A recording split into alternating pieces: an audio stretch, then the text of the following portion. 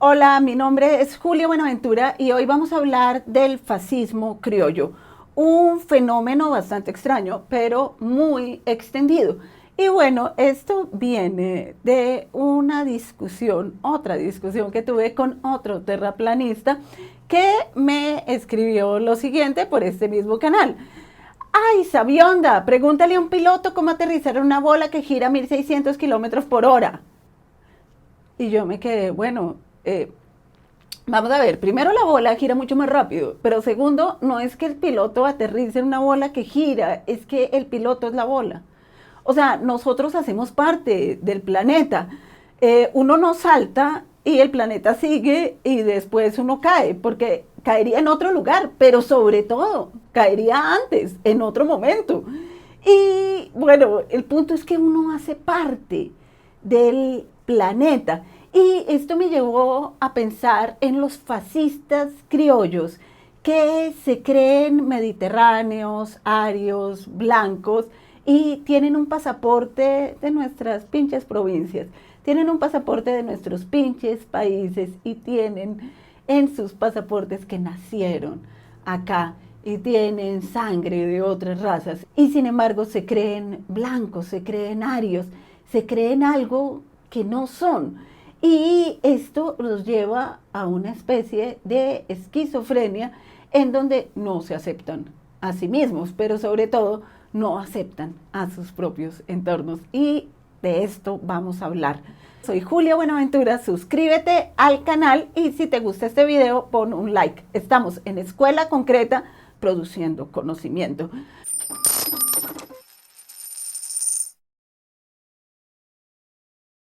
Entonces, vamos a ver, las mujeres machistas, los afros racistas, los pobres anarcocapitalistas y los criollos fascistas. Comienzo con el síndrome Stephen Candy, que es el síndrome de esta película maravillosa Django, en donde el mayordomo esclavo prefiere cualquier cosa menos que otro esclavo sea liberado, que otro esclavo como él tenga lo que él no tuvo. Entonces está este diálogo en donde este esclavo le dice al amo: ¿has visto, amo? Ese negro tiene un caballo. Y entonces el amo le responde: ¿y tú quieres un caballo, Stephen? Y él le dice: ¿para qué quiero un caballo? Lo que quiero es que él no lo tenga. Se defiende mucho más el privilegio del amo que la propia prosperidad. Hay un compromiso enorme con defender los privilegios del opresor, como si de eso dependiera el orden del mundo y la justicia dependiera de que el oprimido, que es el mismo, no tenga ninguna posibilidad de salir adelante de beneficio. En las elecciones de Milei entrevistaron a una serie de personas bastante pobres que lo estaban apoyando, entre esas Natalia. Natalia es una mujer trans de 37 años. En 2018 dejó su pueblo ubicado en una zona rural del norte para radicarse en la ciudad de Buenos Aires. Desde 2018 vive en una pensión junto a dos amigas y su principal fuente de ingresos es el trabajo sexual. Dice Natalia: me gusta Milei porque es sincero y no quiere que el Estado le regale nada a nadie. Yo siempre me arreglé sola y no me parece justo que otros reciban ayuda por no hacer nada. Bueno, efectivamente Natalia tiene el síndrome Stephen Candy. Ella no quiere salir adelante, ella quiere que los otros, que son como ellas, no tengan ninguna oportunidad de salir adelante. Y bueno, aquí vemos en las manifestaciones pro Milei personajes mestizos cargando un afiche de Milei en donde se lo ve absolutamente blanco. El síndrome de Stephen Candy. Es como si yo dijera: yo no tuve educación pública gratuita, luego voy a luchar acérrimamente para que nadie que no tenga dinero tenga una educación gratuita, porque si yo no la tuve, que nadie la tenga. Y entonces la justicia, ¿qué es? Repartir la miseria, no repartir la riqueza. ¿Y quiénes son los que promulgan esto? Aquellos que trabajan, que son los que hacen la riqueza del mundo. Bueno, este discurso es sorprendente psicológicamente porque se desplaza. Primero, el oprimido se vuelve el opresor de sí mismo y se vuelve alguien que se niega a él. Y por eso muchos mandatarios de América Latina y muchas personas continúan intentando aclararse el rostro, que es ser lo que no son. Lilia Lemoine, de la que ya hemos hablado aquí, porque es terraplanista y que es mano derecha de Milei y jefe de la Comisión de Ciencia o algo así, hace más de 10 años se hizo un tratamiento para aclararse el color de los ojos. Era un tratamiento con láser y bueno, iba diciendo cada día, ay, ya está más claro, iba por sesiones contando cómo le había ido. Después fue un escándalo porque muchas personas que se hicieron el tratamiento parece que quedaron con cataratas y acusaron a Lilia Lemoine de haber promocionado ese tratamiento, de aclararse el color de ojos, de ser lo que uno no es, de cambiar la identidad para dejar de ser uno mismo. Y esto me recuerda mucho la envidia. Uno no siente envidia del rey de Inglaterra o de una actriz que uno no puede llegar a ser si no es actriz, total. Uno siente envidia de la posibilidad de algo que uno hubiera podido ser. La envidia es un sentimiento contra uno mismo, que está en la base de la baja autoestima, porque uno se envidia a uno mismo. Y esto psicológicamente tiene mucho que ver con estos fascistas criollos que se odian a sí mismos y que quieren ser justamente lo que no son, pero al mismo tiempo quieren que los otros, que son como ellos, no lleguen a ninguna parte. ¿Por qué? Porque son como ellos. ¿Y por qué? Porque se odian a sí mismos.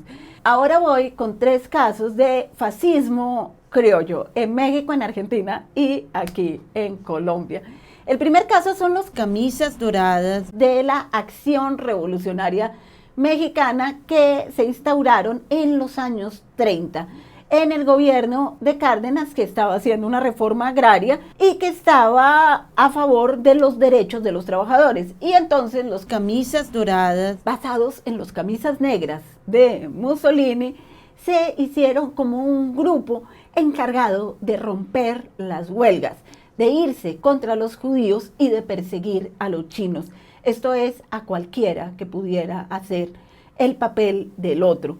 El jefe de los camisas doradas era Nicolás Rodríguez Carrasco y su lema, México para los mexicanos. Sin embargo, cuando cruzaba la frontera porque lo echaban del país, entonces iba para el norte, para los Estados Unidos, hacía acuerdo con los yanquis y decía, bueno, si me ayudan a hacer un golpe, yo les doy el petróleo de México. Y bueno, los gringos estaban bastante interesados en esto. Entonces, México para los mexicanos, pero cuando era la hora de repartir los recursos naturales, lo que es de todos, esto sí se negociaba. Estos camisas doradas tenían esta camisa amarilla y un sombrero de cowboy. Eran absolutamente nacionalistas, pero al mismo tiempo los símbolos eran eclécticos y un poco gringos, así como Jair Bolsonaro en Brasil un siglo después, que tiene los colores verde-amarelo de Brasil como insignia, pero que usa bastantes símbolos yanquis. Y bueno, aquí lo vemos con el sombrero de cowboy.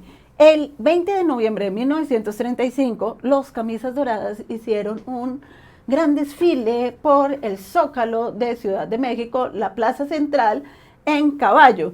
Y los comunistas se fueron contra ellos en carros. Era como el futuro contra la tradición. Esto terminó en una tragedia, 6 muertos y 40 heridos, y finalmente prohibieron el movimiento en México. Es muy interesante ver de qué vivían los camisas doradas. Vivían básicamente de la extorsión a comerciantes chinos y judíos.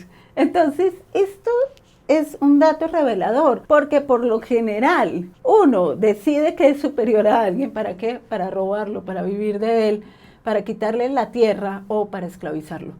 Muy bien, en Argentina, Sarmiento. Sarmiento es uno de los padres de la nación argentina y su lema era que no sobre sangre de gaucho. Vamos a matar a todos los gauchos que eran los mestizos de Argentina. Y decía Sarmiento en un artículo de julio de 1842 en el Mercurio: mulato trae su origen de mula, mezcla de dos razas distintas. Entre el caballo y el burro, la mula. Entre el hombre blanco y la mujer negra, el mulato. Ya verán nuestros mulatos todo el honor que les han hecho los caballeros que inventaron la palabra. Sarmiento decía que el pasado de su sangre era árabe, pero se ha comprobado que el mismo Sarmiento era bastante negro, esos negros que quería exterminar. Dice un artículo: al ocuparse de su genealogía en Recuerdos de Provincia, el prócer establece la existencia de antepasados árabes. Lo cierto es que su origen verdadero estaría mucho más vinculado a los bereberes del norte del continente negro que a aquellos con quienes creyó relacionarse. Y bueno, Sarmiento siempre escondiendo su sangre, su pasado, su identidad, su origen, para construir una identidad blanca que realmente no tenía. ¿Quién le rinde homenaje hoy a Sarmiento en Argentina? Obviamente, Javier Milei. Javier Milei protagoniza la tercera visita que hace un presidente a la casa de Sarmiento. Esto me recuerda a Porfirio Díaz, el dictador de México durante más de 30 años, a quien su esposa Carmen Romero Rubia lo acostumbró a utilizar polvo de arroz para esconder su tez morena. Y miren las dos fotos. Pero llegamos finalmente al tercer caso, Colombia. Vamos a Laureano Gómez y a su gran amigo Gilberto Alzate Avendaño. Recuerden que el Instituto de Arte de Bogotá se llama la Fundación Gilberto Alzate Avendaño por un decreto de 1970, y que Gilberto Alzate Avendaño era un acérrimo admirador de Hitler y de Mussolini. De hecho, dijo que la caída de Hitler le jugó una mala pasada, porque si no sería un político, él mismo importantísimo, como si Hitler lo hubiera recibido, como si él, este pinche cuate que nació en la tierra de los quimbayas de Manizales, pudiera ser amigo de Hitler. O sea, hay que ver, hay una esquizofrenia. Y entonces dice la página del Banco de la República de Colombia, y este texto no lo han quitado, sobre Gilberto Alzate Avendaño, que se hacía llamar el mariscal rampante. Se dijo, no sin fundamento, que era admirador de Mussolini, su imitador, con la mandíbula saliente y desnuda cabeza de la que se había caído el pelo y las ilusiones, que admiraba también a Hitler, que fue devoto de José Antonio Primo de Rivera y su falange, y devoto asimismo del otro caudillo, Franco, a quien 2 lustros más tarde le presentaría credenciales como embajador de Colombia. Y bueno, Laureano Gómez, exiliado en la España de Franco, y Gilberto Alzate Avendaño como embajador. Estos dos fascistas criollos le cerraron la exposición ¿a quién? A Débora Arango, que a principios de los años 50 fue a exponer en Madrid, y fue la última exposición que le cerraron porque ella decidió recluirse en su casa de Envigado y dejar de hacer exposiciones. Pero esa es otra historia que ya la contaré por aquí, la historia de Débora Arango, la gran pintora colombiana, y Laureano Gómez. Ahora vamos a las memorias de este tipo que no tiene nada que ver con él mismo. ¿Y cómo se llaman las memorias de Gilberto Alzate Avendaño? Introducción a las memorias de un grecolatino arrepentido. O sea, las memorias de Gilberto Alzate Avendaño se llaman las memorias de un grecolatino arrepentido. Esto es estar muy fuera de la realidad. Y Laureano Gómez, su gran amigo, fíjense cómo se aclara los ojos en los cuadros, cómo le debía suplicar al pintor a través de dávidas o de amenazas que le aclarara los ojos. Fíjense en este cuadro y fíjense en esta foto. Y bueno, Laureano, que decía en el Teatro Municipal de Bogotá en un discurso: otros primitivos pobladores de nuestro territorio fueron los africanos, que los españoles trajeron para dominar con ellos la naturaleza áspera y huraña, el espíritu del negro rudimentario e informe, como que permanece en una perpetua infantilidad. La bruma de una eterna ilusión lo envuelve y el prodigioso don de mentir es la manifestación de su falsa imagen de las cosas, de la ofuscación que le produce el espectáculo del mundo, del terror de hallarse abandonado y disminuido en el concierto humano. El predominio de los negros en una nación la condena al desorden y la inestabilidad política y económica. Estas frases de Laureano Gómez, el caudillo, el mandatario conservador, a quienes los conservadores siguen todavía en Colombia, han ido siendo borradas, pero nos quedan sus discursos y el discurso está ahí para probar que era un fascista, pero de lo peor, porque es un fascista criollo. ¿Y cómo llamaba a su gran adversario, Jorge Eliezer Gaitán?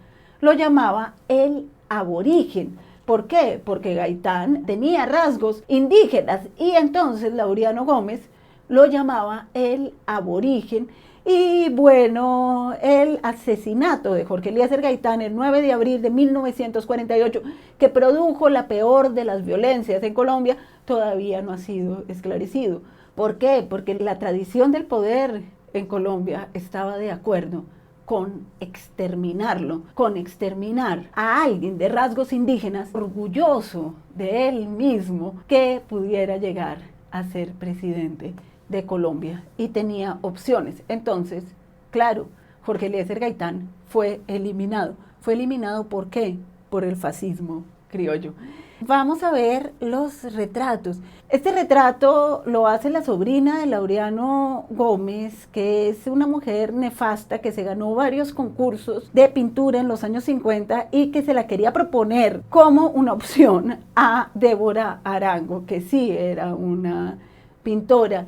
Y fíjese cómo la sobrina lo vuelve más blanco, le afina el rostro, le afina la nariz y le pone los ojos azules. ¿Será que Laureano, tal como Sarmiento, tendría algo de sangre indígena y de ahí vendría su odio a todos los colombianos que no fueran arios? O sea, a todos los colombianos.